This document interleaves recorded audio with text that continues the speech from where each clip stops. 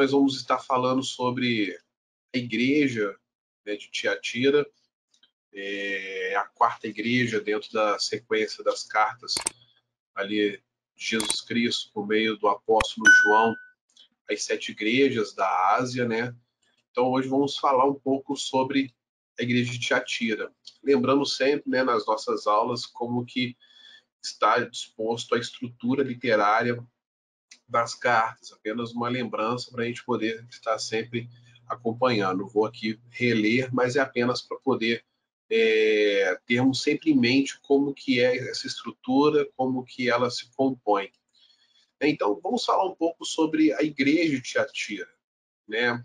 A gente tem um mapa aqui que eu selecionei que mostra um pouco sobre as principais cidades do período da Ásia Menor, né, no período ali do Apocalipse. Então nós vemos que todas as 7 igrejas estão localizadas de uma forma muito estratégica, né? Somente ali a igreja ali próximo à Laodiceia, que está um pouco mais afastada, né, ali do eixo principal, mas nós vemos que todas as igrejas, né, aqui no gráfico, a gente vê que existe uma rota, né, uma rota principal, que no caso seria a estrada principal romana, que ligava, né, todas essas cidades. Então, você via que todas as principais cidades do interior estavam ligadas para essa rota para poder levar normalmente mercadorias para as regiões portuárias, né, as cidades portuárias, né, como nós temos Troade, Assos, e própria cidade de Esmirna, Éfeso, Mileto, enfim, nós vemos aqui nesse mapa um pouco sobre essa estrutura, né, que era no mundo antigo. Então, as cidades elas eram sim cidades importantes. Quando a gente faz uma leitura sobre essas 7 igrejas, a carta das 7 igrejas ela está como fosse também uma representação de todas as igrejas daquela região ou do mundo antigo ali, do período da igreja primitiva. Né? Essas 7 igrejas elas eram como fossem as igrejas fundamentais, igrejas exemplos, por assim dizer. Né? Mas essas cartas elas não eram somente para essas igrejas. Elas eram praticamente era uma literatura, era uma exortação para todas as igrejas daquela época. Mas foi pensado essas igrejas devido à posição estratégica e o tamanho que essas igrejas acabaram tendo ao longo do tempo, né, ao longo do desenvolver e do crescimento do cristianismo. Então nós vemos aqui que a Tiatira ela está entre Pérgamo, né, e também a cidade de Sardes, ou seja, ela está no meio de uma rota. Existem algumas traduções, existem alguns significados, mas assim, o significado mais próximo do nome Tiatira seria sacrifício contínuo, né? E nós vamos entender um pouco o porquê desse nome. Tudo tem um porquê e tudo tem um simbolismo muito direto e justificado para alguns nomes, alguns termos que são utilizados. A gente vê que eles vão se encaixando de forma perfeita.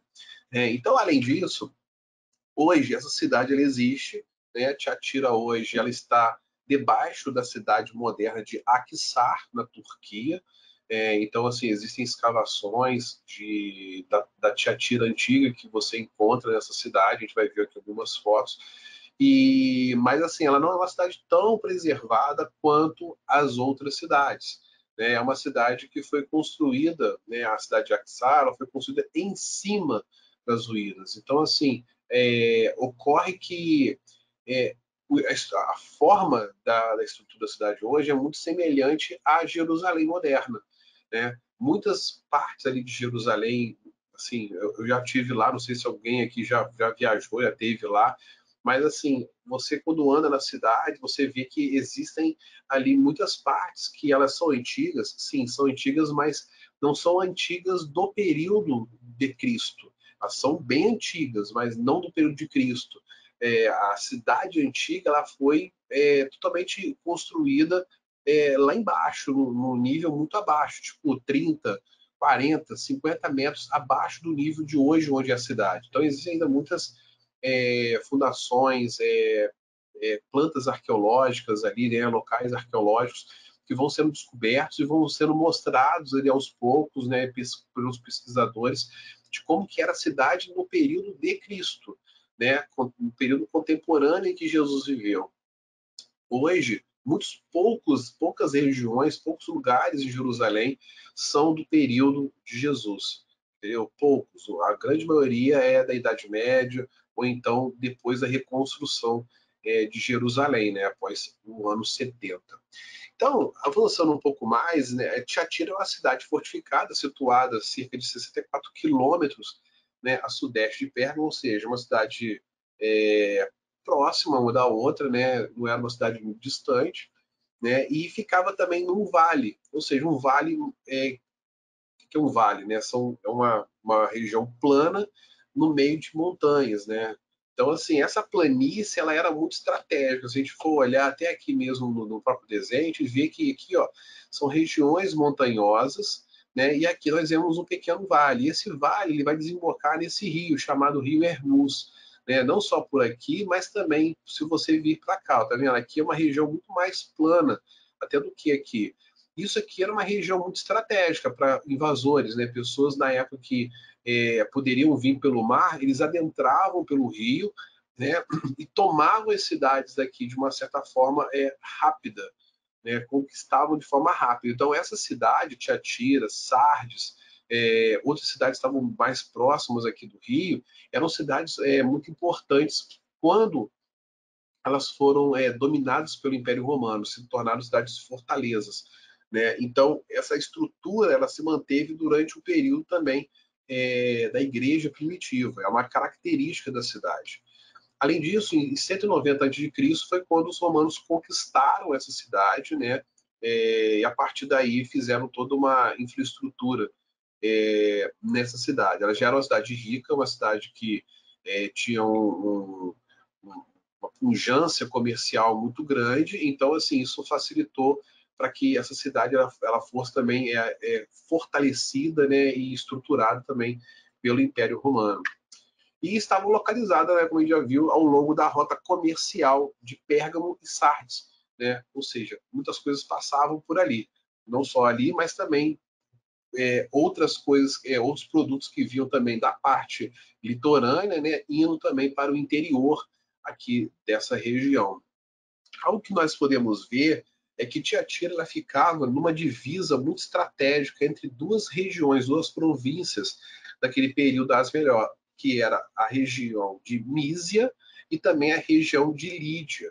Então, por ela estar numa divisa, havia um certo conflito político para poder saber de qual região ela pertenceria, por assim dizer, né? Então, essa disputa era muito grande para poder também levar cidades que tinham um grande poder econômico para poder compor ali a sua região provincial. Então, tudo isso ela tem uma importância muito grande dentro de como que a igreja ela cresce, né? Como que a igreja primitiva ela está crescendo, como que a população ela está vivendo, né?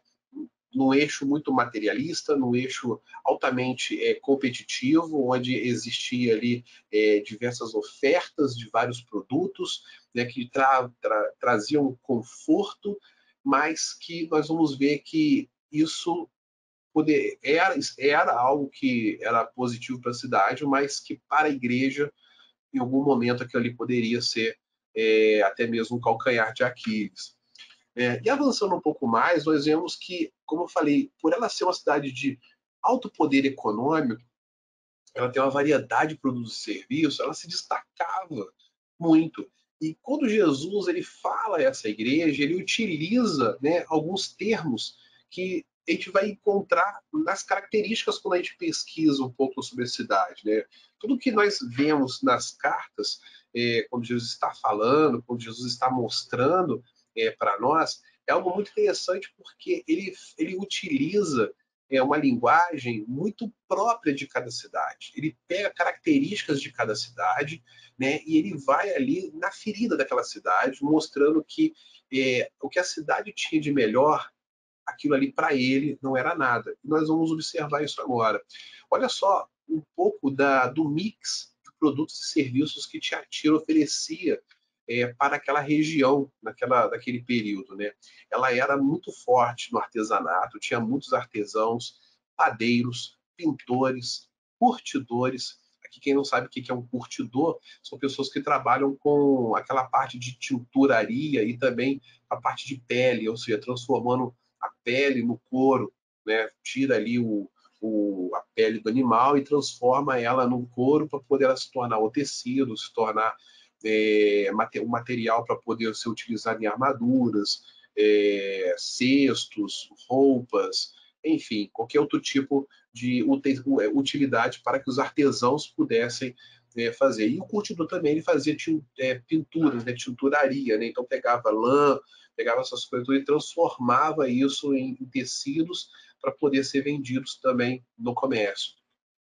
Era também uma base para a formação de marinheiros, ou seja, por uma cidade que estava a 64 quilômetros ali do litoral, ela tinha uma virtude muito grande, ou seja, muitas pessoas ali tinham um conhecimento do mar.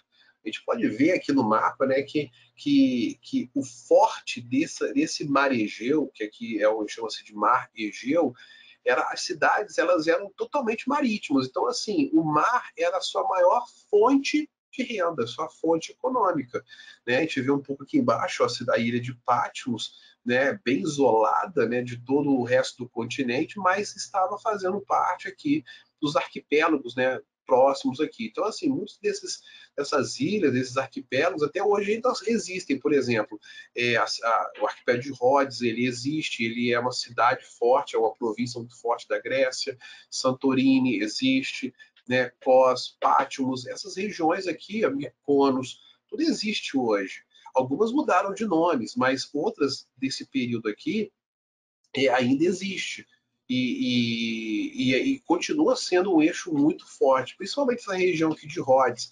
É uma região onde existe na história uma possibilidade de que Paulo passou aqui em Rhodes. Né? E não só em Rhodes, também como uma ilha chamada Creta, que está um pouco mais aqui ao sul desse mapa aqui, ela não aparece aqui. Então, assim, esse eixo aqui era um eixo muito forte maritimamente, né, do eixo do mar. Né? Então, consequentemente, todas as cidades, não só marítimas, mas cidades também um pouco mais adentro do continente, também tinham essa força comercial marítima. Tinha também oleiros, né, pessoas que faziam vasos. Né? Então, nós vamos ver lá na frente que Jesus vai falar sobre isso também. Obreiros em lã, linho e metal, ou seja, que confeccionavam ali, pessoas que trabalhavam com esse tipo de material, né? E principalmente o cobre. Né? O cobre ele é um metal, né? E que lá na frente nós vamos ver que esse metal ele vai aparecer na Bíblia, né? Com alguma frequência, né? Não às vezes com o nome de cobre, mas com outro nome no qual ele é muito importante, ele faz parte da composição. Né? E Jesus ele vai utilizar também esse indicativo. Além disso, nós também tínhamos revendedores de escravos, ou seja, uma prática muito comum naquele período comercial do mundo antigo. Né? Escravos eles eram vendidos nas praças, então isso era algo que não chocava. Né? Hoje, nos nossos dias, se a gente falar que havia negócios, né, empresários de escravos, isso aí choca algumas pessoas, mas naquela época era algo normal, né? Principalmente porque era uma das práticas e uma das legislações também do Império. Né? A pessoa que era subjugada, ela virava servo. Então, dependendo das condições que ela aceita ou não, ela poderia ser um servo livre ou então se tornar um eterno escravo ali ou do imperador, ou então ali do governador, ou então da região no qual ela pertencia. Avançando um pouco mais, né, ela tinha também um centro industrial controlado por associações. Isso eu achei muito interessante quando eu estava estudando, porque isso vai ter um impacto muito grande, porque não somente naquela época, mas também hoje, nos nossos dias, acredito que a similaridade ela é muito grande. assim, hoje nós temos o quê? No nosso meio hoje, atualmente, nós temos, né, as associações do comércio, associações das indústrias, né, ou seja, indústrias que se juntam, se fortalecem, né, e trabalham em prol de um bem comum ou de um desenvolvimento comum. E naquela época não era diferente, não era diferente. Tinha isso, era muito prático. Entretanto, algumas características me chamou a atenção nessas associações.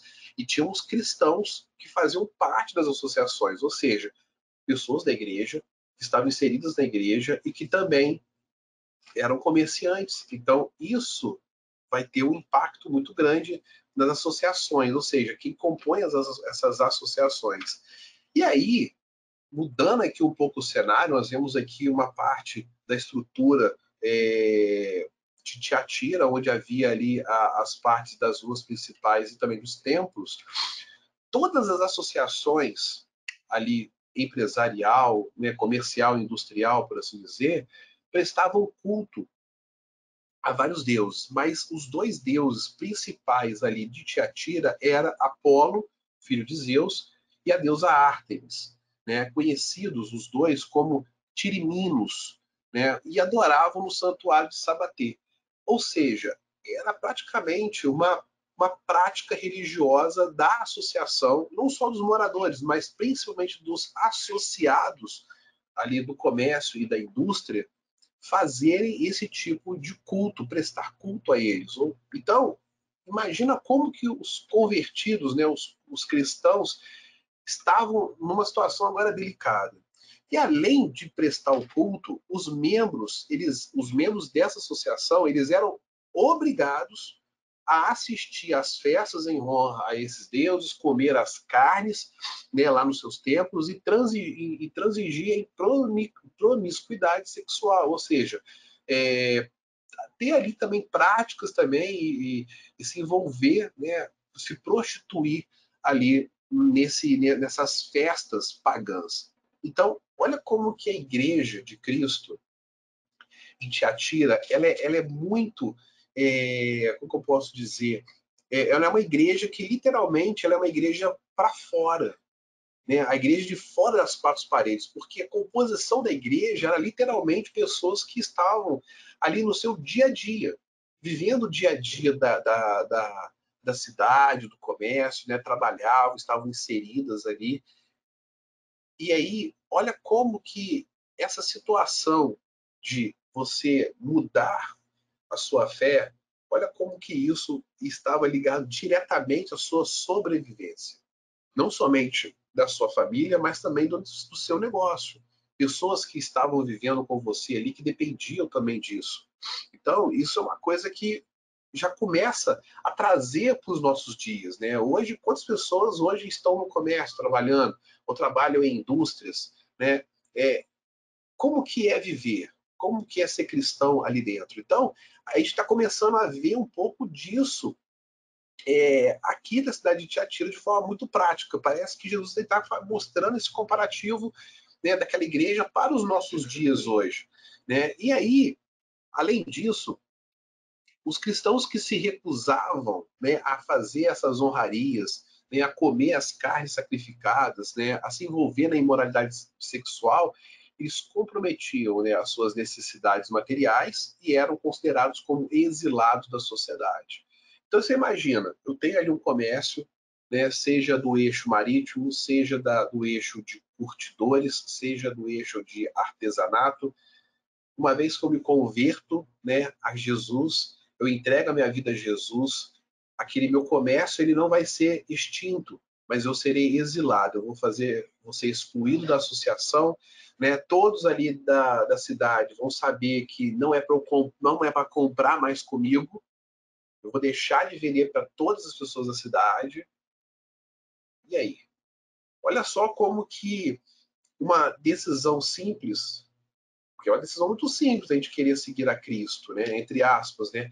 É você ouvir o Evangelho, né? Abrir o seu coração, entregar sua vida a Cristo e confiar que é por meio da graça que Ele está ali salvando e fazendo todas as coisas na sua vida. Mas olha como que uma decisão simples ela implica em perder literalmente toda a sua vida. Quantos cristãos naquela cidade tinham posses? Sua família era grande, tinha empregados que dependiam daquele comércio. Né? A gente começa a parar para pensar, né? Aqui nessa imagem aqui a gente vê um pouco sobre martírios, né, dos cristãos no início ali do primeiro século. É uma imagem que retrata um pouco sobre a perseguição, né, dos romanos, a perseguição até mesmo dos locais que eram pagãos em cima dos cristãos. Era dessa forma, entendeu? Não tinha piedade. Você era de uma outra crença, de uma outra fé que não era da cidade,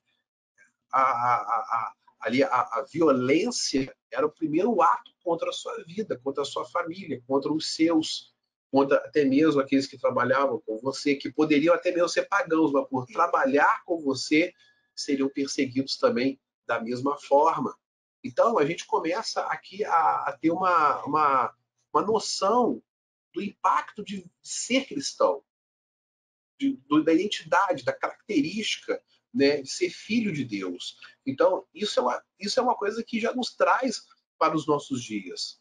Né? A gente não tem uma perseguição nesse nível, mas como tem sido o nosso testemunho, né, aonde nós trabalhamos? Será que é até mesmo dando uma ênfase no texto de Charles Spurgeon, né, da devocional de hoje mais cedo? Será que a luz, né, aquela luminância, toda a glória, a majestade de Jesus, que nem o céu consegue comportar e que hoje habita dentro de nós, será que toda essa luz, essa graça, essa glória, ela é manifesta, as pessoas conseguem enxergar essa glória em nós? Porque se nós não estamos conseguindo iluminar, né, ser essa luz no mundo, tem alguma coisa de errado. Naquele momento ali, os cristãos, eles conseguiam ser essa luz, por isso que incomodava e por isso que eles eram perseguidos. Entretanto, nós vamos ver que, mesmo tendo essa postura, havia coisas que estavam desagradando a Cristo. E avançando um pouco mais agora, nós vamos começar a ver como que Jesus ele se identifica a essa igreja.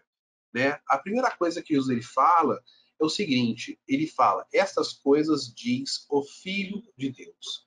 É muito interessante a gente compreender isso, porque naquele momento, né, aquela cidade e todas as outras cidades ali pagãs, gentílicas, elas tinham seus deuses e literalmente tinham seus filhos de Deus, como Apolo era filho de Zeus, ele era filho de Deus. Então, imagina como quando Jesus ele escreve isso para os cristãos, falando assim, essas coisas diz o Filho de Deus. Eu, tipo assim, eu sou o verdadeiro Filho de Deus. Né? E aí, eu estudando, dando uma lida em alguns comentários, eu encontrei algumas observações que eu achei muito importante e gostaria que vocês até mesmo acompanhassem comigo. Né? Existe uma classificação na Bíblia, né, sobre os filhos de Deus. E essas classificações, elas são três. Né? Então, são três status no qual nós somos filhos de Deus. Ou então, essa terminologia filho de Deus, ela é aplicada. Mas ela tem, cada uma tem uma conotação diferente. A primeira delas é os anjos. Né? Eles são considerados filhos de Deus por criação. Porque o Pai criou, ou seja, todas as coisas foram criadas por Deus. Então eles se tornam filhos de Deus, esses corpos celestes se tornam filhos de Deus por criação. E onde a gente consegue ver isso? Está lá em Apocalipse 5:13. Né? Eu vou abrir aqui para poder a gente fazer essa leitura, porque é sempre importante a gente estar embasando tudo aquilo que a gente fala. Né? Aqui no versículo 13, ou no capítulo 5, diz o seguinte: então ouvi que toda criatura que há no céu e sobre a terra, debaixo da terra e sobre o mar, e tudo que neles há, estava dizendo: aquele que está sentado no trono, ao Cordeiro, seja o louvor, a honra, a glória e o domínio pelos séculos dos séculos. E os quatro seres viventes respondiam: amém. Também os anciãos prostaram-se e adoraram. Então aqui a gente vê que toda criatura que há no céu e sobre a terra e debaixo da terra e sobre o mar e tudo que neles há estava adorando a Deus. Então existe uma criação. Existe uma criação. Aqui a gente vê que antes de nós existirmos, Deus criou todas as coisas. Então, toda essa criação, por criação, é considerada filhos de Deus. Então, essa é a primeira terminologia. A segunda são os cristãos, somos nós, que somos considerados filhos de Deus pela adoção. Né? E nós encontramos essa referência lá em Efésios, né? No capítulo 1. Efésios capítulo 1. Deixa eu abrir aqui para a gente poder estar acompanhando, fazendo essa leitura. No versículo 5, né, que diz o seguinte, Paulo falando, nos predestinou para ele, para a adoção de filhos, por meio de Jesus Cristo, segundo o beneplácito da sua vontade. Então aqui Paulo está dizendo que nós somos filhos por adoção, ou seja, Deus nos adota como filhos por meio de Jesus Cristo. E a última parte que nós podemos classificar são os judeus.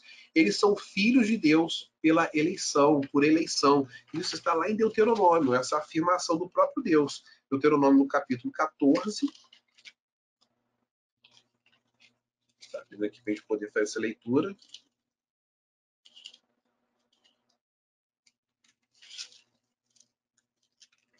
No verso 2, que diz o seguinte, porque sois povo santo ao Senhor, vosso Deus, e o Senhor vos escolheu de todos os povos que há sobre a face da terra, para lhe serdes seu povo próprio. Então, os judeus, eles foram escolhidos, ou seja, existiu uma eleição. O Senhor os elegeu, os escolheu de todos os povos. Então, nós temos essas três classificações. Então, quando Jesus ele fala assim, essas coisas diz o Filho de Deus, nós começamos a compreender um pouco como que é esse relacionamento de pai e filho. O que torna pai e filho um só? Né? O próprio Cristo ele fala no Evangelho, ninguém conhece ao Pai senão o Filho. Né? Então, ou seja, existe uma essência de conhecimento, uma essência de criação. Então, eu até mesmo nos estudos que eu estava preparando, eu achei uma ilustração que eu achei muito interessante trazer para vocês, para a gente poder até mesmo compreender como que é criado todo esse processo de filiação, mas também como que a Trindade ela funciona dentro dessa esfera espiritual. Então, eu desenhando aqui, vamos supor que este círculo aqui, ele é a essência divina, né? Ele é a natureza divina, é como se fosse uma redoma, um ambiente onde ali está a essência, a natureza divina. E dentro dela está o Pai. Né? Ele é o Pai, ali, a criação, o primeiro de todas as coisas. E por algum momento o Pai, no seu amor infinito, dentro dessa natureza que é uma natureza única, e o Pai ele tem uma personalidade única, ele cria o Filho dentro dessa única natureza. O Filho ele é gerado dentro dessa natureza divina, com todos os atributos do Pai, sendo também uma personalidade, ou seja, sendo uma pessoa. Então, o pai e o filho comungam dessa mesma essência e natureza, ou seja, o pai e o filho são um só.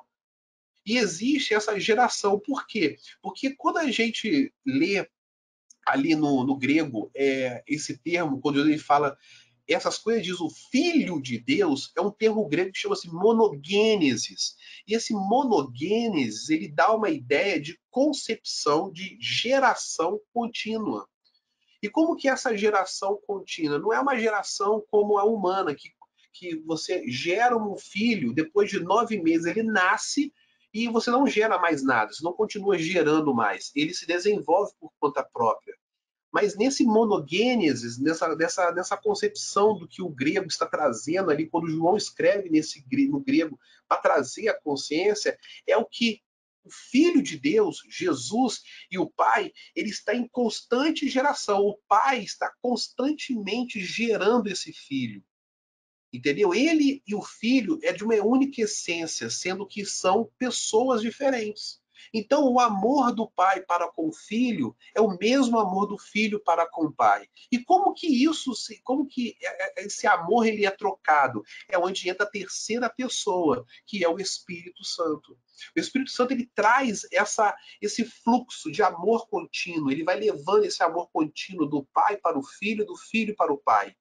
Né? Por isso que Jesus ele fala, eu vos deixarei o Consolador. E o que o Consolador hoje ele faz, né, conosco, com o Pai e para com o Filho? Ele leva com gemidos inexprimíveis, né? Ele que geme, não somos nós. É ele que leva, ou seja, somente ele tem acesso dentro dessa natureza divina, dentro desse ambiente puro, glorificado, santificado, único, um local onde que toda essa concepção ela está de forma contínua, ela não termina nunca. Por isso que Jesus ele fala, quem conhece o Pai, quem conhece o Filho, conhece também o Pai. Por quê? Porque esse fluxo de criação, esse fluxo de comunhão, ele é permanente. Por isso que a Trindade ela existe, por isso que toda essa Trindade ela vive de uma forma muito harmônica. Entendeu? Não existe uma personalidade fora dessa natureza, fora desse conceito, fora desse amor. Por isso que o Pai, o Filho e o Espírito Santo, eles possuem a mesma essência, eles possuem a mesma natureza, eles possuem o mesmo amor. Isso está dentro deles, é algo que não vai fugir, não tem como penetrar. Por isso que é muito difícil às vezes o católico ele compreender que não existe mãe de Deus. É muito difícil ele compreender isso. Por quê? Porque toda essa essência trinitária, toda essa autoridade, todo esse amor, toda essa graça, ela está fechada. Ela está dentro de um invólucro que não tem como ninguém penetrar. Ninguém penetra. A gente consegue, às vezes, ver, a gente consegue, às vezes, sentir, mas nós não iremos penetrar nunca. Nós nunca iremos penetrar dentro dessa essência divina.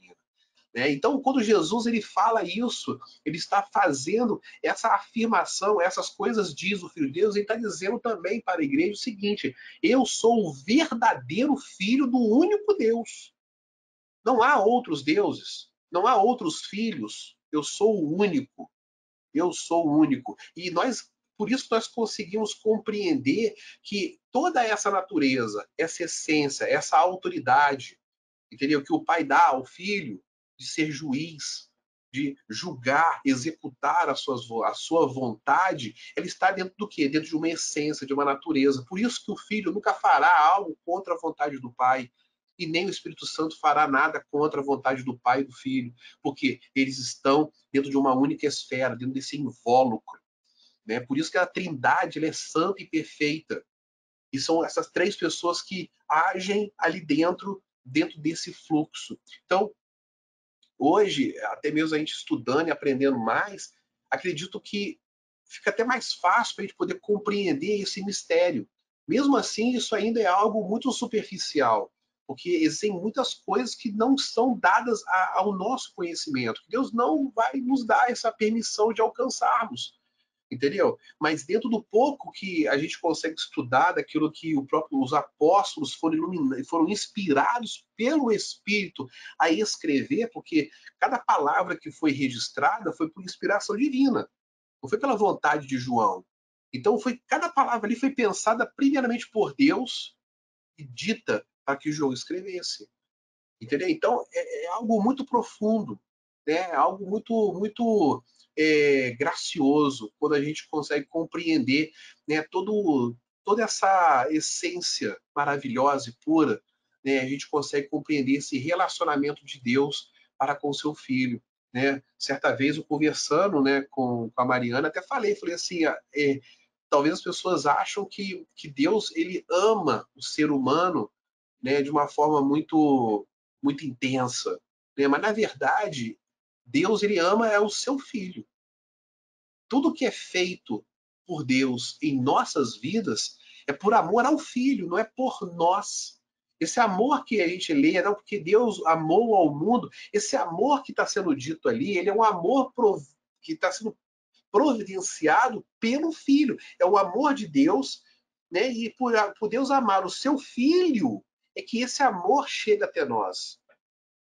E é isso que nós precisamos compreender, porque se for algo direto de Deus para as nossas vidas, é juízo. Não existe amor, é juízo, porque nós somos pecadores. E o pecado é algo que Deus odeia. Nós já vimos isso nas cartas, que o próprio Deus ele fala, eu odeio. Né? A gente estudou na semana passada e falou assim, eu odeio os nicolaítas, eu odeio esses servos de Balaão. Ele falou, eu odeio. Então, isso é algo muito profundo.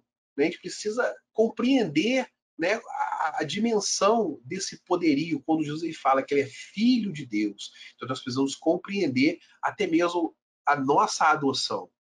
Olha o privilégio que nós temos de ser considerados filhos de Deus por meio de Jesus Cristo. É algo muito profundo. É algo muito sublime, que temos que valorizar demais. E muito, é uma valorização que vai além de tudo que é material, de tudo que é físico. Né? Então, essa dimensão é apenas um vislumbre.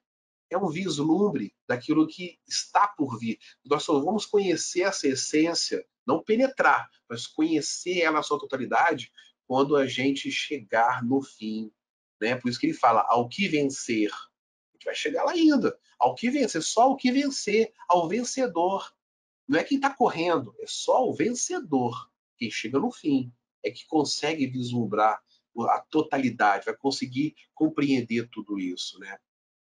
E avançando um pouco mais, né, Jesus ele fala também que ele tem olhos como chama de fogo. Né? Então eu fico imaginando, né, uma cena, né, você parece essa gravura aqui que eu fico imaginando. Imagina você ver um ser da dimensão espiritual, como que é Jesus, né? O Filho de Deus. A gente ver ali olhos como fogo, como chama de fogo, né? As pessoas hoje em dia, né? O que, que elas vão interpretar, né? Pentecostalismo, é poder, aí começa a ter ali as suas revelações, né? As suas profecias, mas não é isso. Né? A sociedade da época ela considerava, como eu falei ali, César e Apolo como filhos de Deus. E Jesus ele coloca esse simbolismo já direto no início da carta para poder descartar tudo isso. Né? E Jesus ele é o único filho de Deus e que está acima dos demais deuses daquela cidade. Jesus está falando o seguinte, olha só, se vocês acham que aqui tem algum Deus que é maior do que eu, não há. Porque eu sou o único e verdadeiro. Eu sou o único verdadeiro. E quando ele fala que ele tem olhos como chama de fogo, ele está dizendo o seguinte: nada escapa do meu olhar. Nada. Porque ele sonda corações e mentes. Lembra que lá no início, quando a gente estava falando, quando ele fala que ele passeia no meio dos candeeiros, e que, ou seja, os candeeiros é a igreja, ou seja, que ele tem o domínio, tudo é dele. Nada consegue se esconder, porque aonde ele passa, a glória dele passa junto, a luz ilumina e afasta as trevas. Então tudo que está escondido se revela. Então ele está mostrando isso, que, ou seja, o seu olhar é apurado. O olhar de Cristo ele é apurado, é um olhar ali que consegue discernir todas as coisas, que faz separação, que sonda aquilo que nós não conseguimos ver. Isso que é o mais importante, porque a igreja de Tiatira estava tendo uma infração grave. Entendeu? E às vezes, aos nossos olhos, não era tão grave. E a gente vai chegar lá. E Jesus já está alertando: olha, nada escapa dos meus olhos. E lá no versículo 23, eu coloquei até ali, porque lá no versículo 23, eu vou trazer duas traduções que são bem diferentes e que traz um significado muito mais profundo desse olhar penetrante de Jesus. Né? E diante da sua presença, nada pecaminoso pode entrar e nem ser escondido. Com os seus olhos, como chama de fogo, ele dissipa as trevas e queima as impurezas. Né? Então, imagina, se o nosso Deus ele tem esse poder, essa característica, né, por que ainda nós continuamos a transgredir, continuamos a desobedecer, continuamos a cometer as nossas falhas? Por que às vezes nós nos entregamos às vezes aos pecados, né, os pecados do mundo? Cada um tem pecados que falam mais alto, gritam mais alto na carne, né? Por quê? É algo que nós precisamos refletir. Precisamos começar a analisar, estamos servindo a Cristo, mas às vezes nós achamos, na nossa ilusão, né, na mentira que Satanás fica falando nos nossos ouvidos, né? Olha, né, até o que ele fez lá com Eva, olha, se você comer, você será como ele, é por isso que ele não quer que você coma. É um pouco disso que ele fica falando pra gente, nos nossos ouvidos, olha, se você pecar, se você fizer isso, você não vai estar cometendo pecado. Vai deixar um pouco ele irritado. Na verdade, ele não quer que você faça, porque se você fizer isso, você vai descobrir algo melhor. Ele quer te manter ali encarcerado. É isso que o diabo fica falando. E às vezes a gente cai nisso, nesses laços, a gente cai nessas fagulhas, né? Porque, imagina, a pessoa, o cristão de Tiatira, ele trabalhava e o diabo falando para ele assim, olha, se você não sacrificar, cara, você vai perder tudo. Você vai perder o seu comércio, como você vai pagar suas contas, como você vai pagar o seu aluguel, como você vai pagar a escola dos seus filhos, como que você vai comer? As pessoas vão se negar até a vender comida para você. Aí você imagina como que aquele cristão estava vivendo. Imagina a pressão. É um pouco disso que às vezes temos vivido nos nossos dias. E de formas às vezes diferentes, em outras áreas da nossa vida, mas com essa mesma pressão. Olha, se você não fizer isso, cara, pô, não tem como.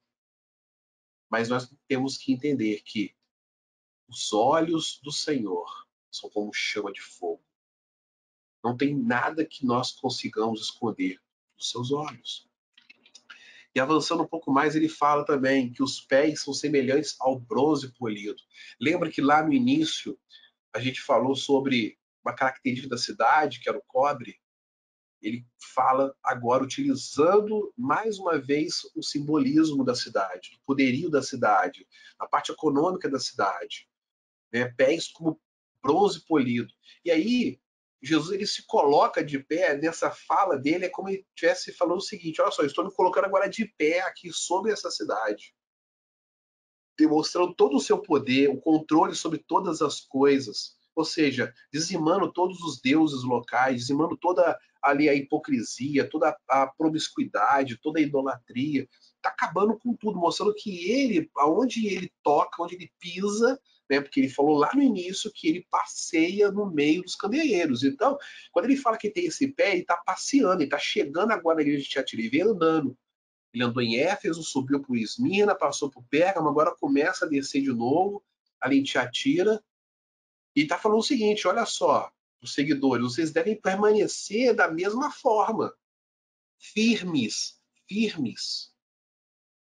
Por quê? Por que o pé de bronze ele remete a essa firmeza? Eu, estudando um pouco sobre esse metal, fui ver o que o bronze tinha de tão importante para poder ele usar esse simbolismo. Curiosamente, em toda a Bíblia, ele aparece essa palavra bronze, ela aparece 133 vezes, né, em 133 versículos. A sua grande maioria é no Antigo Testamento. E no Novo, só 4, sendo que é um em 1 Coríntios e 3 vezes no Apocalipse. Então nós vamos ver a importância quando Jesus ele fala sobre essa questão do bronze no Novo Testamento. Né? E o que o bronze é? O bronze ele é uma liga metálica composta de 67% de cobre e 33% de estanho. Em algumas composições pode haver outros metais, como alumínio, ferro, enfim, pode ter outras composições a mais. Mas basicamente a sua composição é cobre e estanho. Né? E quando faz essa composição metálica, ele é resistente à corrosão. Olha que interessante. Mostrando que nada pode corroer a glória de Deus. Né? Ali o pé é o que? É o fundamento. Pé é fundação, pé é estrutura. A gente não consegue andar se estiver com o pé machucado. A gente fica o quê? Caído, deitado, prostrado. Né? O único membro do nosso corpo, se tiver totalmente destruído ou ferido parcialmente, você não consegue andar bem. Você tropeça, cai, se machuca, ou seja, todo o corpo pode sofrer consequências graves por causa de um pé. E se bobear, eu já até li algumas vezes, algumas reportagens, alguns artigos, que o dedão do pé é que gera todo o equilíbrio do corpo. Se você perder o dedão do pé, a probabilidade de você ter que usar uma muleta ou algum tipo de suporte, de apoio para andar é grande, porque você não tem equilíbrio, você não consegue se equilibrar, você não consegue andar bem, não consegue. Um único dedão do pé. Então, o pé é o quê? É a fundação, é toda a estrutura física do corpo, né? E o que acontece? Jesus está falando o seguinte: a igreja, ela tem que ter uma estrutura firme, porque ele é firme. A igreja que tem Cristo não pode deixar se corroer, porque ele não se deixa corroer, o pecado não corrói a Cristo. Lembra que eu falei lá do invólucro da natureza divina? Nada penetra nesse invólucro divino. Então nós fomos chamados para ser santos, sermos santos como ele é santo. Então nós temos que lutar para que a nossa vida seja como bronze, nossa estrutura seja como bronze. Nada venha corroer, o pecado não pode corroer. Além disso, o bronze ele conduz muito bem o calor, né? O calor e a eletricidade. E dentro de um simbolismo bíblico, né, o calor ele é o quê? Ele é o poder que purifica, que ele consome, né? As pessoas acham que poder, né, que o calor, às vezes o fogo é poder que vem para ser o que o Pentecoste, algo que vai. Não, quando a gente vê fogo, Deus mandar fogo na Bíblia, fogo é juízo, fogo é condenação, fogo é para poder queimar, para destruir. A gente vê isso lá que quando o sacerdote ele fazia toda a parte sacrificial no Antigo Testamento, nós vemos o quê? Que no final a gente tinha que queimar o animal. Ou seja, era por meio daquela incineração que chegava um cheiro suave às narinas de Deus. Era aceito o sacrifício. Então, hoje a gente precisa, né, sempre estar estudando a Bíblia para poder a gente não ter ali discernimento errado, não falar besteira, né?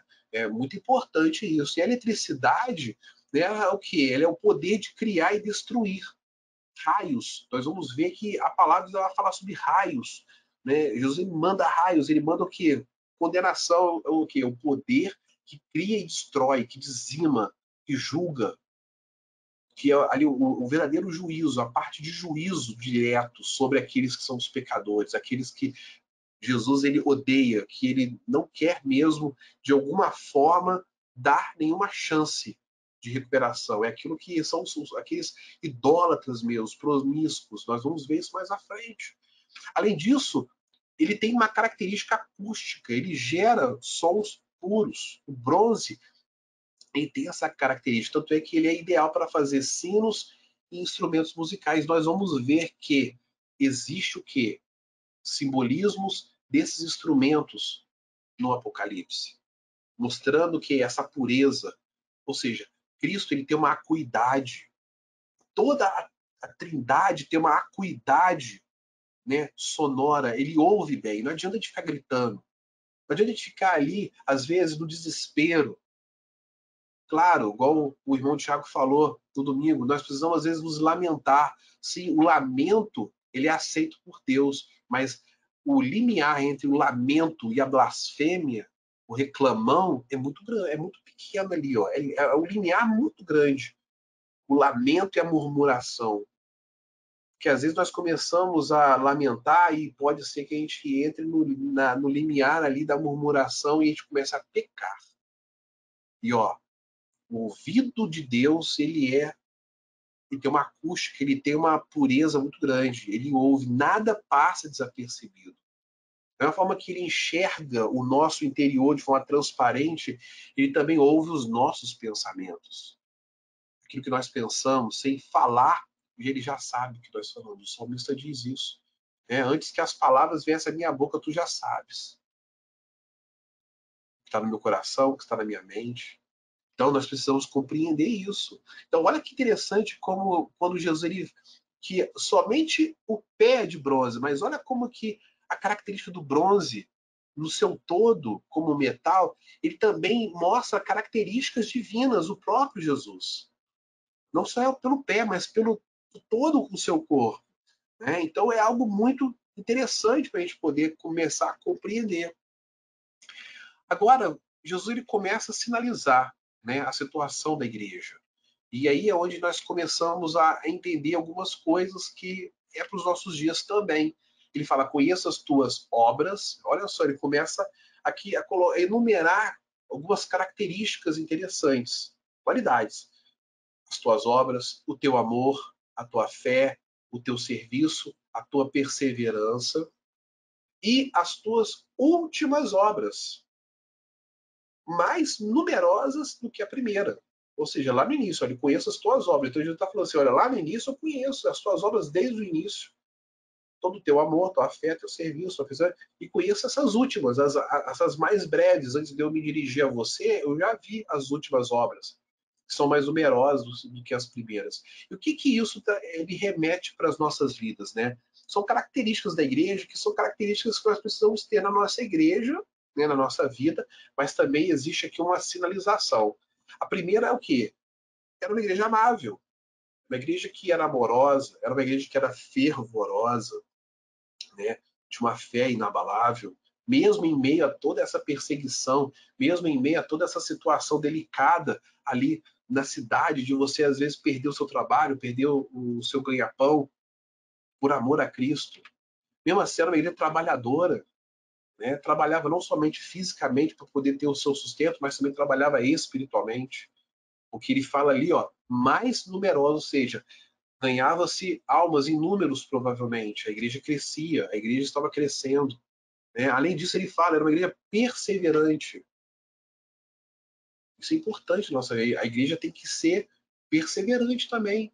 Em meio a todas essas perseguições, as situações que ela estava vivendo ali, a igreja precisa ser perseverante. Não pode deixar se abater. Entretanto, quando ele fala as tuas últimas obras mais numerosas do que as primeiras, Jesus está sinalizando algo aqui que, quando a gente lê o texto rapidamente, passa despercebido, mas quando a gente faz uma exegese profunda, a gente começa a compreender algumas coisas, que é o que? Crescia em número. A igreja começou a inchar. Ela começou a inchar.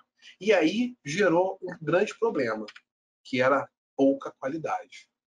Ou seja, a igreja ela começou muito bem, obras satisfatórias, crescia no amor, crescia na fé, serviço, perseverança.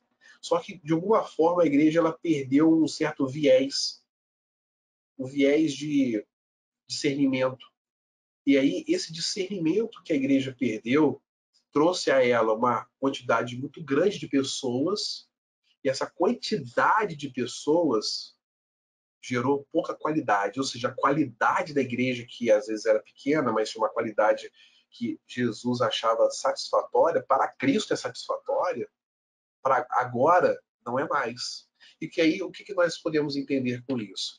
Jesus ele reconhece o quanto é feito para ele, mas ele se preocupa com qualidade. Por isso, tem uma infração. A falta de qualidade da igreja no trabalho que ela estava fazendo gerou uma infração grave. E agora a gente vai ver qual que como que essa infração ela foi tão grave, e isso reflete nos nossos dias hoje, e tem sido infração de muitas igrejas. Né? E qual que é a infração? A infração é que ele diz o seguinte: tenho, porém, contra ti o tolerares que essa mulher, Jezabel, que a si mesmo se declara profetiza, não somente ensine, olha só, eu até sinalizei aqui, ó, não somente ensine. Então, essa mulher, Jezabel, não é o nome dela. Jesus está apenas simbolizando, trazendo um rótulo a essa mulher.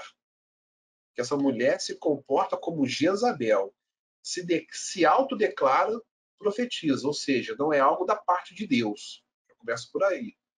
Então ela era uma mulher que falava coisas que não eram da parte de Deus dentro da igreja, e além disso ela ensinava. Era uma mestra, era uma professora de EBD. Mais ainda, olha só, mais ainda, seduza os meus servos a praticarem a prostituição e a comerem coisas sacrificadas a ídolos. Irmãos, olha que coisa maligna. Olha que coisa tenebrosa. Isso é uma coisa absurda. Que se a gente for botar nossa cabeça no lugar e fazer um olhar mais crítico, nós vemos hoje muitas pessoas como Jezabel tendo essa postura nas igrejas. Quantas Jezabel tem na igreja? Liderança, ensinando, falando aquilo que não é de Deus. Vamos lá. Quem é Jezabel? Mulher de Acabe. Aqui te mostra aqui o juízo, né, de Jezabel, ela sendo comida pelos cães. Quadro que remete um pouco ao fim da vida de Jezabel. Jezabel era o nome figurativo para essa pessoa, né, para essa mulher lá na igreja de Tiatira. Jezabel, no Antigo Testamento, foi a mulher de Acabe que levou o rei a desviar sua adoração a Baal e a Aserá. Olha só, dois deuses malignos. Baal ali foi um dos deuses que mais foi combatido no Antigo Testamento, né? Principalmente pelo profeta Elias. Então, nós vemos que, olha só o que Jesus está dizendo. Quando ele chama esse figurativo para essa pessoa, o comportamento dela está sendo igual a Jezabel do passado. Ela é uma pessoa com influência perniciosa na igreja. Essa influência espalha como um câncer, ou seja, estava começando a se espalhar, prejudicando a saúde espiritual da igreja. Ou seja, os ensinamentos dela, essas profecias, né, da carne, estavam começando ali a entrar no seio da igreja. As pessoas começaram a deixar de ler as escrituras, ouvir os presbíteros, a liderança da igreja, e começaram a se deixar enganar por essa mulher. Seduzia, olha só, irmãos, era algo. O que é a sedução? A sedução é o que leva mesmo, que ali, sabe, cerca, né? Cerca totalmente ali a pessoa. Né, os desejos, aflora os desejos das pessoas. Então a sedução provavelmente era algo ali que era muito atraente. Eva foi o quê? Seduzida pela serpente a comer. Ela foi induzida a olhar aquele fruto e a comer aquele fruto, como que aquilo ali fosse algo, entendeu? Jamais imaginado por ela. Claro que era jamais imaginado, mas assim, era algo assim que era além das expectativas. Era isso que ela estava fazendo com a igreja naquele momento. Além disso, provavelmente ela tinha um cargo influente, né? Ele está falando ali, ó, ensinava. Ensinava. Olha só o cuidado que nós temos que ter em colocar professores de EBD nas igrejas. Lideranças, chamar pessoas para poder pregar. Tem que tomar cuidado, ó. Por quê? Porque senão é Jezabel, tá colocando Jezabel ali dentro. Pessoas que estão ali se autodeclarando alguma coisa que não são. Uma unção que não existe, unção humana. Ensinando coisas que não estão na palavra de Deus, não é que a vontade de Deus, está distorcendo a vontade de Deus, está distorcendo a sua palavra, ou seja, está cometendo uma infração grave, está se tornando maldito, está seduzindo, ou seja, está ludibriando as pessoas pelos desejos. É o que acontece hoje em dia. Na televisão a gente vê um monte aí, ó, de falso profeta, a gente vê um monte de Jezabel aí com programa na televisão, e tem um monte de crente que assiste. Na internet tem um monte também ali de vídeo de pastor que faz pregação, estudo, que não presta, tá nesse nível aqui, ó. E tem um monte de gente que no final ainda coloca lá, glória a Deus, aleluia. Jezabel, ou seja, tá cego, tá comendo, tá se prostituindo, tá comendo coisa sacrificada a ídolos. Tá se deixando seduzir. Além disso, ela persuadiu os cristãos à prostituição e a comer alimentos consagrados. Olha como que todas as igrejas, elas começam a ter um mal em comum. Os irmãos já notaram? Vocês já notaram isso? Tem prostituição e idolatria. É algo que está praticamente em todas as igrejas. Praticamente em todas. Você vê que é os pecados de infração grave. Grave, grave, grave. Jesus está falando prostituição e idolatria. prostituição e idolatria. O que é a prostituição e idolatria nos nossos dias hoje? A gente precisa compreender, né? A prostituição é quando a gente se volta para o mundo, né? Com a mentira, se prostituindo, ó. Tá mentindo, sendo desonesto, infiel, porque uma vez que você não é fiel à palavra de Deus, não presta fidelidade a Deus, mas a Deus e ao mundo, você está sendo um infiel. Você está traindo, está cometendo ali o adultério do mandamento. Não adulterarás. Né? Porque muitas vezes a gente lê ali os 10 mandamentos achando que é para nós. Que é para nós. Mas se você lê os 10 mandamentos com uma ótica do que Deus está falando para ele. Você está cometendo adultério é para ele. Você está mentindo é para ele. Contra ele, nem mentindo para o seu irmão, para sua mãe, não, você está mentindo contra ele, você está sendo mentiroso para com Deus, está sendo um adúltero para com Deus, está sendo um idólatra para com Deus, está se prostituindo para com Deus, é para com ele, seu relacionamento com ele, não é entre aqui essa esfera horizontal, é a esfera vertical. Além disso, quando nós também causamos inimizade dentro da igreja, geramos isso dentro da igreja. Geramos conflitos. Pessoas que estão dentro da igreja que tem ali aquele espírito de conflito, sabe? Sempre está sendo rebelde, sempre está gerando uma picuinha, sempre está fazendo alguma coisa. É o fofoqueiro da igreja, é o língua grande da igreja, é espírito de Jezabel. Jesus, ele odeia isso, ele odeia esse Jezabel da igreja, irmãos. Ele odeia fofoqueiro, mentiroso, leve trás, entendeu?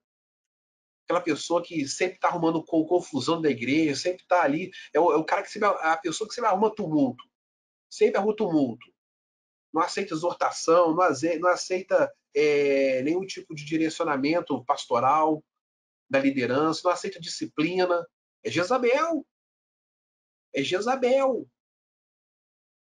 Além disso, é egoísta, é egoísta. Ele só pensa no prazer para ele. O egoísta é isso. Ele quer satisfazer o seu ego. É um prazer só dele. Só dele. Então, tudo que ele puder fazer ali dentro da igreja, que venha satisfazer a sua vontade, o seu ego, ele vai satisfazer. Isso é o egoísta. Espírito de Jezabel. Temos que tomar cuidado, irmãos. E aí tem uma advertência. Jesus ele diz o seguinte: dê-lhe tempo para que se arrependesse. Olha que interessante.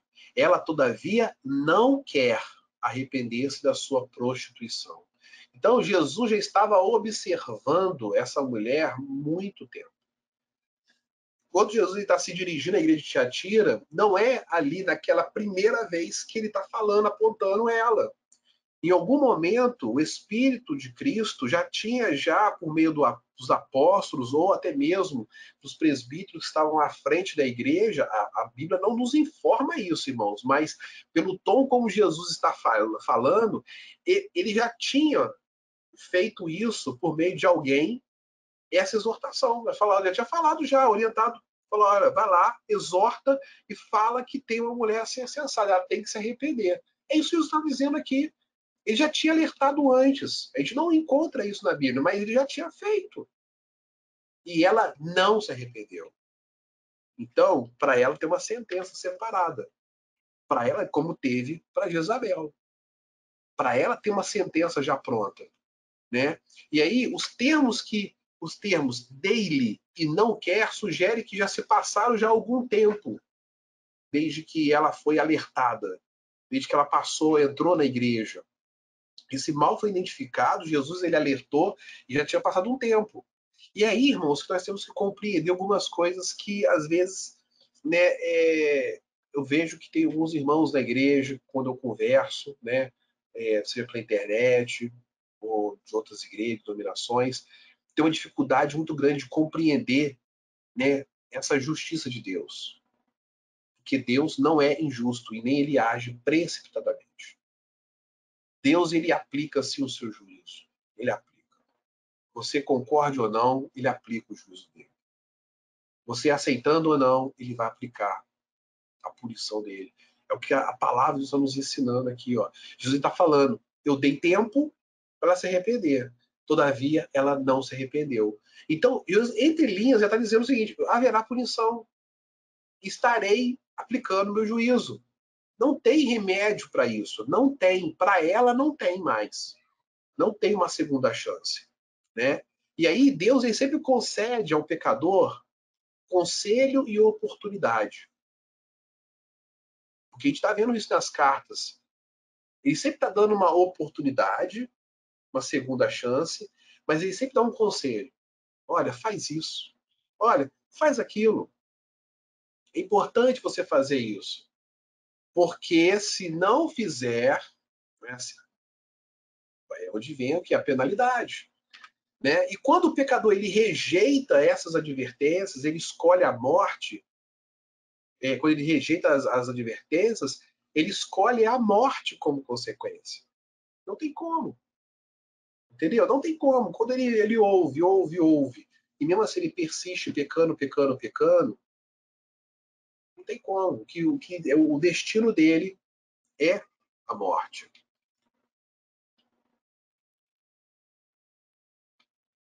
E aí, no versículo seguinte, Jesus, ele agora aplica a sentença em cima dessa mulher, né, dessa suposta Jezabel, mas também faz algumas separações. Ele diz, eis que a prosto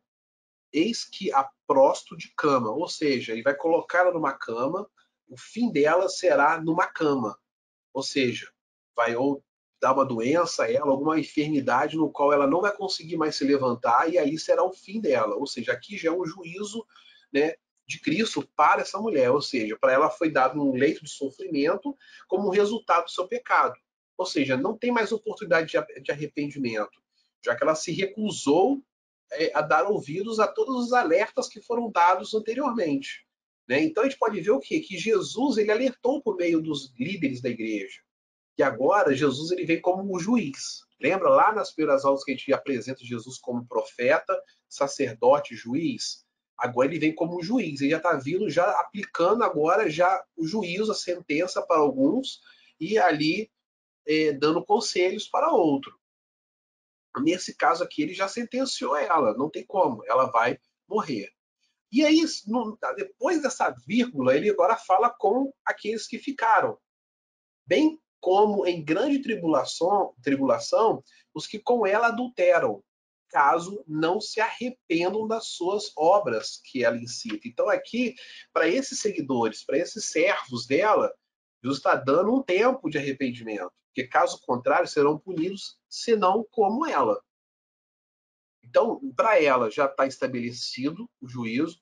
Para os seus seguidores, Jesus dá mais um tempinho, dá uma margem de tempo ali, ó, dá uma, não sei nem se é uma segunda chance, porque ele já falou anteriormente, está dando mais um tempo, porque senão ele vai matar. Ele fala, ó, matarei os seus filhos e todas as igrejas conhecerão.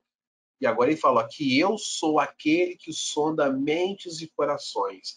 Lá no início, lembra que a gente falou sobre os olhos de fogo, que sonda tudo, que olha mente e coração, e vos darei cada um segundo as vossas obras.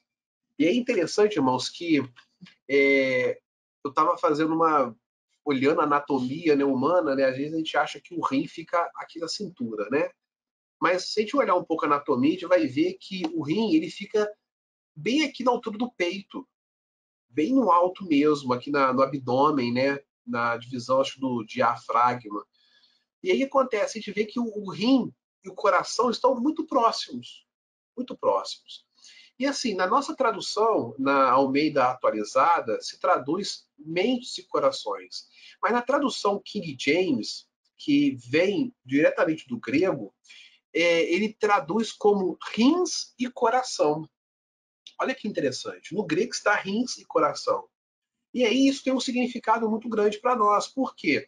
Porque o coração no mundo antigo, quando se falava de coração, ele era o centro do raciocínio, o centro do conhecimento, da razão. Né? E o rim ele é o centro dos sentimentos e da emoção. Olha que interessante, né? Tanto é que muitos sacrifícios eles envolviam coração e rins naquele período dos pagãos. Então, Jesus está dizendo que ele sonda tudo, ou seja, não só a sua razão, mas também aquilo que é sentimental, aquilo que você sente, aquilo que você não faz, aquilo que você não concretiza. Ele sonda tudo, tudo. Não tem como fugir, não tem como. Ele conhece todas as coisas, ele conhece você por completo, cada veia de você, cada abstração da sua mente, tudo, tudo ele conhece. Então, isso é muito importante, a gente entender, né, que tudo que Deus ele faz, ele nos alerta, ele nos ensina, ele sabe exatamente o que está fazendo. Ele não se precipita, ele não chega adiantado, não chega atrasado, porque ele conhece todas as coisas. Ele conhece a cada um de nós como a palma da mão. Da mesma forma que não existe digital igual, não existe nenhuma criatura igual na face da Terra. Eu sou único, você é único. Então ele conhece você tão bem quanto a mim. Então é muito importante a gente compreender a dimensão, a profundidade disso. Não tem como a gente se esconder de Deus. Não tem como fazermos nada que ele não veja e que ele também não ouça, né? Os ouvidos dele, apurado. Então ele está em todo lugar. É importante a gente ter esse discernimento. Não tem como fugir dele. E aí, avançando um pouco mais, nós vamos agora para a parte do encorajamento. Jesus ele já aplicou ali já o juízo, as advertências, mas ele também encoraja também a igreja. Ele fala: digo todavia a vós outros, os demais de Tiatira, a tantos quantos não têm essa doutrina, ou seja, aqueles que não seguiram essa mulher e que não conheceram, como eles dizem, né, as coisas profundas de Satanás, outra carga não jogarei sobre vós. Tão somente conservai o que tendes até que eu venha. Né? Então Jesus ele encoraja os membros da igreja a não mais buscar essa doutrina de Baal, né? Que era o que? Uma característica de algo mágico, místico. Né? No período ali da igreja primitiva havia o que se chamava de gnose, né? Que no grego é sabedoria, conhecimento oculto, algo relacionado a essa parte mística. E assim, o nosso conhecimento que nós temos que buscar de Deus é o conhecimento daquilo que Deus ele já nos revelou, não aquilo que não está revelado. Nós temos que nos aprofundar naquilo que já está escrito, que já está pronto, e não em algo que, sabe, nós não conhecemos, daquilo que Deus não nos permite adentrar. E era isso que é a doutrina de Baal, é a doutrina satânica. Né? É quando pessoas querem começar a buscar um conhecimento místico, né? Do sobrenatural maligno, e isso não agrada a Deus. Nós temos que buscar a profundidade da santidade, buscar a Deus, a nossa santidade nele, buscar agradá-lo, buscar andar como ele quer. É isso que nós temos que buscar. Né? Ele já deixou o manual, já deixou aqui tudo pronto para nós, né? Que é a palavra dele. Então nós temos que buscar ser o que a palavra nos manda, porque já é difícil a gente obedecer aquilo que está escrito. Imagina a gente querer buscar aquilo que não está escrito. Então, Satanás ele sempre está tentando as nossas vidas para poder a gente buscar o oculto, aquilo que é desconhecido, tentando as nossas vidas, para que através de nós também ele venha tentar a Deus. Esse é o objetivo dele, é tentar a Deus também. Ele não tem nenhum tipo de piedade. A vontade dele, o desejo dele é afrontar a Deus, é destruir a Deus. Então ele utiliza as nossas vidas para fazer isso aqui, ó. Coisas profundas de Satanás. Então, venhamos deixar isso de fora, sabe? Deixar isso de fora. Doutrina de Jezabel, buscar desconhecido, buscar revelação, buscar algo místico. Vamos deixar isso de lado, irmãos. Deus ele é poderoso para se revelar na sua palavra. E quando ele quer revelar algo mais pessoal, ele vai utilizar ferramentas para que você entenda. Ele vai falar diretamente com você. Ele não vai mandar recado pelo Joãozinho, pela Mariazinha. Ele vai falar direto com você, porque ele é o teu criador. Ele falou aqui, eu sondo mentes e corações, eu conheço tudo, os meus olhos penetram em tudo. Então por que ele tem que mandar recado pelo seu João? Ele vai falar diretamente com você. Ele vai direcionar os seus passos. Ele vai se revelar a você. É isso que Deus ele quer. Ele quer que a gente consiga fazer o quê? Conservar o que nós temos. Ali, ó, conservar o que tendes. Né? E o que nós temos? É manter a fé nas Escrituras, né? E na doutrina apostólica. Tudo aquilo que os apóstolos ensinou, deixou registrado. Não precisamos de mais nada além disso. Uma vez que nós buscamos e consigamos aprender e viver isso, nossa intimidade vai crescendo para com Deus e nós vamos nos tornar mais sensíveis à voz do Espírito. Porque aí a gente já conseguiu ouvir aquilo que Deus ele quer de nós. Porque às vezes as pessoas buscam em outros lugares essa voz estranha. O que Deus ele quer é o quê? Intimidade. Quanto mais nós temos intimidade com Ele, mais fé, mais conhecimento da palavra, mais a gente ouve. A gente aprende a ouvir. É muito simples. Agora, quando a gente não quer, a gente quer ficar vivendo em ventos de doutrina, a gente ouve o quê? A gente vai vendo isso daí, ó, coisas profundas de Satanás, tá dentro da igreja, achar que é uma bênção, mas ó, para Cristo é um Jezabel, tá afrontando. Temos que tomar cuidado, irmãos. Às vezes achamos que estamos agradando a Deus, mas estamos indo contra a vontade dele, estamos sendo servos desse Jezabel. E temos que abrir os nossos olhos, porque senão virá uma punição sobre as nossas vidas. E além do encorajamento, tem a promessa, né? Sempre vai haver uma promessa. E característica também dessa igreja é que também há uma promessa dupla para a igreja de Tiatira, né? A primeira ele fala ali, ó, ao vencedor que guardar até o fim, é muito importante isso. Todas as igrejas vão dizer isso, ele enfatiza. Ao vencedor que guardar até o fim. Só consegue obter a promessa aquele que vencer. Então, por enquanto, eu e você estamos na corrida. Ainda não temos ainda um prêmio. Estamos na corrida. Ele diz: as minhas obras, guardar até o fim as minhas obras, eu lhe darei a autoridade sobre as nações. Então é interessante ele falar sobre isso, né? E com o cetro de ferro as regerá e as reduzirá a pedaços, como se fossem objetos de barro. Lembra lá atrás as características da cidade? Oleiros faziam vasos de barro. Olha como que Jesus ele sempre utiliza características da cidade. Ou seja, aqui o cetro de ferro está remetendo a um pastor justo que governa. Né? Quando você lê ali no grego, João está querendo dizer o seguinte, que essa pessoa que vai reger, ela vai o quê? Ela vai governar com justiça. Né? O pastor ele tem um sentido figurativo, simbólico na Bíblia, como um cuidado, né? Amoroso, né? Um cuidado ali muito paternal, né? Aquela pessoa que traz um carinho. Mas nesse caso aqui, ele é um pastor, mas é um pastor de governo, um pastor que separa aquilo que é justo do injusto, o pecado daquilo que é santo. Né? Ele fala, regerá e reduzirá a pedaços, como fossem objetos de barro. Assim como também eu recebi de meu Pai, dar-lhe-ei ainda a estrela da manhã, a segunda promessa.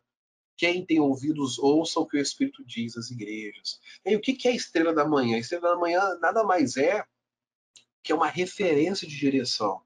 Né? Quem já navegou, sabe um pouco sobre questões de mar, marinha, essas coisas assim, sabe que quando está amanhecendo, ali a estrela que destaca no céu, na verdade não é uma estrela, é o planeta Vênus. Né? E essa estrela é a primeira que é iluminada quando a alvorada vai surgir. E ela direciona os marinheiros, os comandantes, né, o capitão do navio, para poder guiar o navio, né, a embarcação, na direção correta. Então, quando Jesus está falando que quem guardar até o fim terá a autoridade e também terá ali a estrela da manhã, ele está dizendo o seguinte, que com Cristo, o crente que vence terá a autoridade de governar, disciplinar e julgar. Mas tudo isso, irmãos, é por meio de Cristo. Tudo isso aqui, ó, a autoridade é Cristo. A estrela da manhã, a direção, que é o pleno julgamento, ali o local correto, o norte correto, é Jesus. Quando ele fala que vai dar, ele está dizendo que ele se dará. Ele sim, nós, aquele que vencermos, nós teremos um grande prêmio. Esse prêmio é ele mesmo. E em cada igreja, Jesus ele vai dando características desse prêmio, de quem ele é. Para um ele fala uma coisa, para outro ele fala outra coisa. Aqui ele está dizendo que ele é estrela e ele é autoridade. Então, olha que coisa maravilhosa. E assim, quem vai julgar, né, vai aplicar o juízo, somos nós. Né? E isso está lá em 1 Coríntios. Né? Vamos lá ver, porque Paulo ele afirma isso. É importante a gente ter essa compreensão, né? Porque isso é dado ao vencedor. Então, só quem tem autoridade de julgar é aquele que vence, aquele que é o eleito, é salvo, perseverou até o fim. Né? E lá em Coríntios, no capítulo 6, no versículo 2, olha o que Paulo fala. Paulo ele é muito claro. Né? Ele fala aqui sobre, né, ele censura o litígio entre os irmãos, e ele diz o seguinte, né, ó, no versículo 2. Vamos ler o versículo 1 para contextualizar. Aventura-se algum de vós, tendo questão contra o outro, a submetê-la a juízo perante os injustos e não perante os santos? Ou não sabeis que os santos hão de julgar o mundo? Os santos, ou seja, santificados, aqueles que são santificados em Cristo. Ora, se o mundo deverá ser julgado por vós, sois acaso indignos de julgar as coisas mínimas? Não sabeis que havemos de julgar os próprios anjos? Paulo está afirmando isso. Quanto mais as coisas desta vida. Então, irmãos, só quem tem a autoridade, a disciplina e a clareza de julgamento, daquilo de aplicar a sentença correta, é o vencedor, aquele que tem a Cristo na sua totalidade. Hoje nós não temos. Hoje eu e você somos desprovidos totalmente dessa qualidade divina, de justiça divina. Então, é uma promessa. Olha que promessa maravilhosa. Então, que hoje nós possamos compreender mais a dimensão das nossas atitudes na nossa vida cristã. Nós precisamos compreender mais como que tudo isso que Jesus alertou a igreja de Tiatira, como que está hoje as nossas vidas e como que está hoje o nosso relacionamento entre os irmãos, como que está a nossa vida dentro da igreja, né, da igreja concreto, ali aquela igreja de quatro paredes, e como que está a nossa igreja, a nossa vida, nossa estrutura para com o Senhor. É importante sabermos disso, analisar isso, né, para a liderança, aquelas pessoas que são líderes, que estão assistindo essa aula hoje. Como que você hoje tem pautado as pessoas que estão à frente do ensino na igreja? Será que a preocupação é crescer em número, é inchar para mostrar que está bem, que a igreja está uma bênção, que a igreja é isso, mas que diante dos olhos de Jesus a qualidade é baixa, não atende ali ao nível de qualidade que Jesus ele pede na sua palavra, porque ele fala isso. Ele prefere uma igreja com qualidade do que uma igreja com quantidade. Então, às vezes, a quantidade da sua igreja não está refletindo qualidade para Jesus. E isso vai ser julgado. Temos que analisar isso. Pessoas que estão à frente dos ensinos bíblicos, será que estão sendo pessoas que estão ensinando a Bíblia de forma cristocêntrica? Será que elas estão ali alinhadas com Jesus, com a palavra do nosso Deus? Estão se santificando, buscando pessoas íntegras, tementes, humildes, piedosas? Essas pessoas que têm que estar à frente, têm que dominar a palavra. Porque senão, se estiver falando alguma besteira, se estiver seduzindo, levando ali a igreja a pensamentos pecaminosos, levando a igreja a achar que ela pode flertar com o mundo e estar dentro da igreja, essas pessoas são consideradas Jezabel e virá um juízo sobre essa igreja. Então, que possamos refletir mais, analisar mais, estudar mais as Escrituras, compreender mais a vontade de Cristo em nossas vidas, para que venhamos ser assertivos na nossa condução, na nossa vida espiritual com Deus, todos os dias até o dia que Ele vier. Amém?